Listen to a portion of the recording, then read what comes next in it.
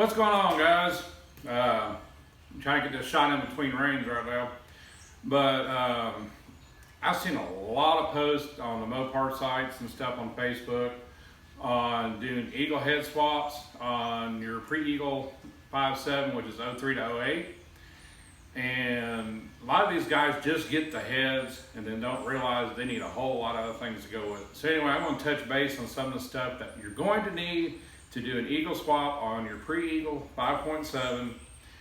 Things you're going to need, things you can delete, and different ways of going about it.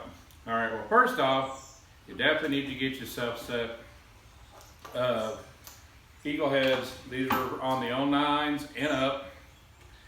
And I love these things. They're a closed chamber head. They actually outflow the 6.1 by 15 CFMs. But the main thing you need for an Eagle head swap is going to be the heads, push rods. Go ahead and do the manifolds. You're going to need the valve covers because in 09 on the Eagle heads, they raise the rocker arm perches up on this, so your regular valve covers will not work. They won't seat down all the way. The next thing is going to be on one of these, besides doing all this and the push rods and the exhaust manifolds, is your intake. It's not going to work properly with the Eagle heads. My suggestion to you is go ahead and if you get a complete Eagle motor that's messed up or something like that, you can use the intake off the car. If you're a truck application, go aftermarket. That way you can keep your accessories and everything.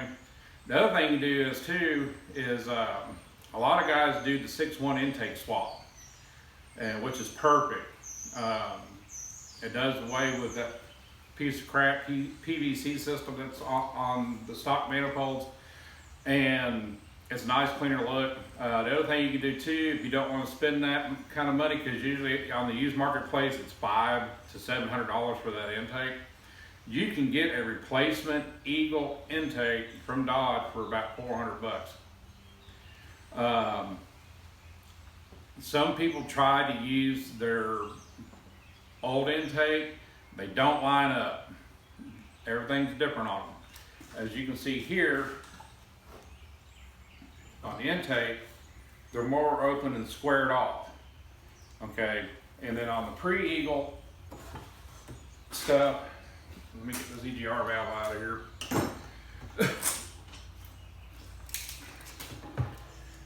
The intake is a lot different. It's more oblong come out. It will not seal right. Now, you can go ahead and get an adapter plate for these things. MMX does make them to adapt from the Eagle head to the pre-Eagle intake. But I mean, you're still spending $200–300. And my thing is spend the extra couple $100 and do it right. Now I will tell you on the stock manifold for the Eagle motor, it is not going to sit perfectly flat on your pre-Eagle. What happens is, let me move this out of the way. It will hit up against back here on the water jacket. Now there's two things you can do. You can grind this little area down, but don't too far, because you get too thin, you're going to put a hole in it. On the bottom of the plastic intake, there's little rudders from the mold. You can grind them down a little bit. Now on my car, my 06, that's what I did, and it worked out fine.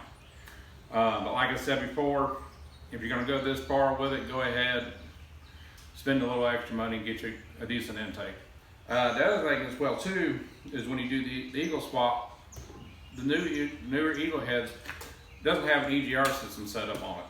And on pre-Eagles, of course, 03 to 08 has the EGR system. So you're going to be deleting this when you do your Eagle head swap. It's easy to do. You can either get yourself a tuner and do it yourself, or take it to a tuner shop, have them go on a computer, have them turn the EGR system off. Other thing people do too is they get rid of the MDS system. Those little solenoids that sit on top of the block here that shuts forward cylinders down for fuel economy. You can get a little plug kit. They don't cost that much. You can pop the solenoids out, put the plug kits back in. Once again, you can go to your tuner, or if you have like a Diablo or something like that, you can go in and actually turn the MDS system off. But I mean, I love these heads. They're a great improvement. You don't have to worry about the valve seats dropping out in them. And now some people, you know, have asked about doing the full Eagle swap, which is basically the heads, the intake, the pistons, the rods, and you can do that. Now, if you don't do that, you're going to have to run a thicker head gasket with these, like an 070 or an 060 to get your compression down to 11.51, because these heads will bump your compression up. And the reason being is, on the pre-Eagle, the dome on the piston is a lot bigger, which gives you more compression. On the Eagle motors, they drop the dome size down.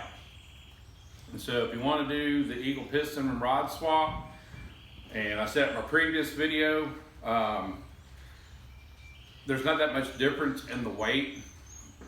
And on mine, I didn't go have mine rebalanced, and I haven't had an issue. But if you're worried about balance, take those pistons, take the crank, take it to your nearest machine shop or whatever, and have them rebalance it for the Eagle pistons and rods. Now, if you go that route, you can run the stock head gasket with this swap.